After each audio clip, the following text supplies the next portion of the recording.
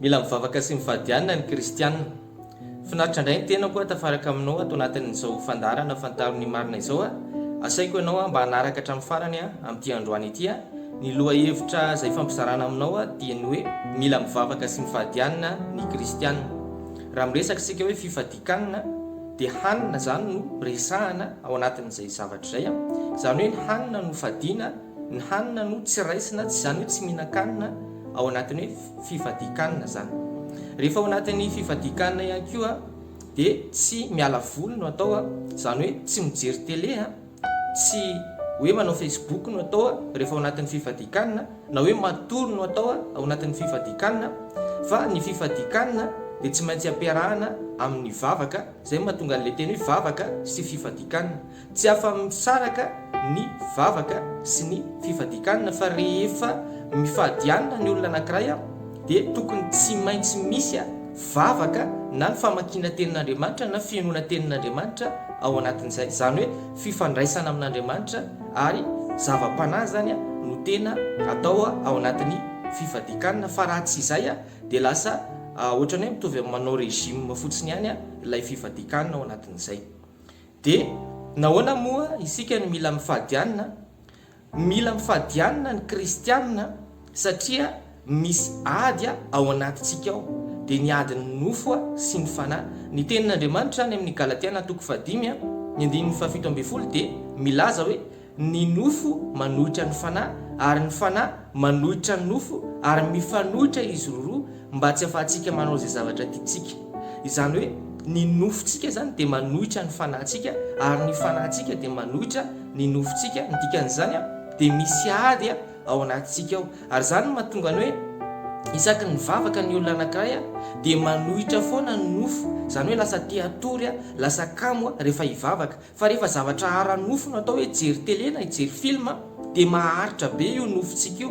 Ohatr'izany koa rehefa mihaino tenin'Andriamanitra dia lasa tsy tafajanony mihitsy ilay olona, izay mahatonga ny hoe misy olona mivoaka rehefa ao anaty tenin'Andriamanitra dia mivoaka ny ivelan'ny fiangonana izy satria le nofo dia manohitra ny zava-panahy. Ka izay zavatra hoe tsy maintsy resentsika, ary ny fifadikanina no fomba tokana ahafahanao tena mandresy ny nofonao, satria ny fifadikanina dia fanombona ny nofo mba ahafahan'ny fanahy hiakatra indray. Ka eto dia tea metraka fanontaniana aminao hoe inona zao no manjaka ao anatinao, ny nofo ve sa ny fanahy? Izay zavatra omentsika vahana foana no manjaka, zany hoe rehefa ny nofo nomenao vahana, rehefa miteny le nofo hoe matoriza aloha dia matory ianao, rehefa miteny le nofo hoe aza mivavaka aloha, aza mamaky tenin'Andriamanitra aloha, fa raha pitso indray dia arahanao foana izay, dia lasa ny nofonao no manjaka ao anatinao. Fa raha tianao ny fanahinao no manjaka dia ny zava-panahy indray no omenao toerana, dia mila hombona ny nofo. Ny fomba tokana ahafahana mandresy ny nofo sy ny asan'ny nofo dia ny fanombona ny nofo dia ny fifadikanina anisan'izany. Zao mantsy rehefa tena tariany nofo ny olona anankiray, zany hoe rehefa asan'ny nofo no tena manjaka ao anatiny dia lasa tsy maheno an'Andriamanitra intsony izy lasa tsy maheno nitaridalana avy amin'Andriamanitra intsony izy lasa manomboka very hevitra amin'izay izy lasa tsy mahazo ny fitarian'Andriamanitra intsony izy tsy haino intsony ny feon'Andriamanitra, tsy haino intsony manavaka ny feon'Andriamanitra sy ny feon'ny fieritreretany. Izay ny zavatra mitranga rehefa manjaka ny nofo ao anatin'ny olona anankiray. Ka tsy maintsy resena zany ny nofontsika amin'ny maha-kristianina antsika, ary izay mahatonga antsika tsy maintsy mivavaka sy mifadianina ao anatin'izay rehetrarehetra. Ny Baiboly dia mampianatra antsika an'izany resaka vavaka sy fifadikanina zany. Hitantsika Jesosy nivavaka sy nifadianina nandritra ny 40 andro sy 40 alina izy mielon'ny anombon'ny asa fanompoana izay nataony teto ambon'ity tany ity, dia ny famonjena ny olona zany dia nivavaka sy nifadianina izy. I Mosesy mielohan'ny nandraisan'ny lalàna tany an-tendrombohitra Sinay, ny lalàna ho an'ny jiosy izay nitondra fiovana ngeza be teo amin'ny tantaram-piainan'ny jiosy dia nivavaka sy nifadianina nandritra ny 40 andro sy ny 40 alina izy.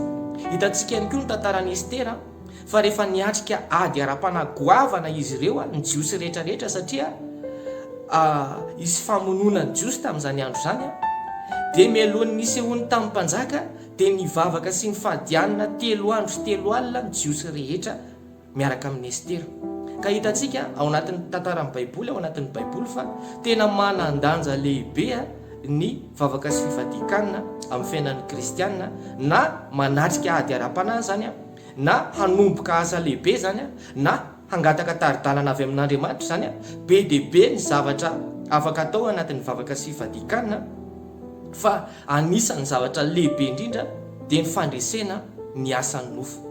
Isika dia tsy tokony hiandry ny programa mpiangonana foana vao hanao vavaka sy fifadikanina, tsy ampy ny fotoana iraisana amin'ny rehetrarehetra fa tokony manana vavaka sy fifadikanina personnel itsika kristiana zay rehetra tia handroso ara-panahy. Raha tia handroso ara-panahy ianao dia manaova programa personnel ho anao mitokana mihitsy hoe mivavaka sy mifadianina ary atao mitohy le izy, tsy atao manelanelana be fa atao mifampitohy le izy ohatra hoe indray mandeha isan-kerinandro ianao no manao vavaka sy fifadikanina mety tsara mihitsy zany fa raha indray mandeha isam-bolana ianao fa manao vavaka sy fifadikanina dia efa somary lava loatra zany fa tokony hoe isan-kerinandro ny tena mety tsara saingy miankina amin'ny tsiraray avy nefa zany rehetrarehetra zany ka noho izany ianao raha kristianina tia handroso ara-panahy, raha tianao ny fananao ny tarika anao raha tianao resy ny nofinao dia tsy maintsy ianao manokana fotoana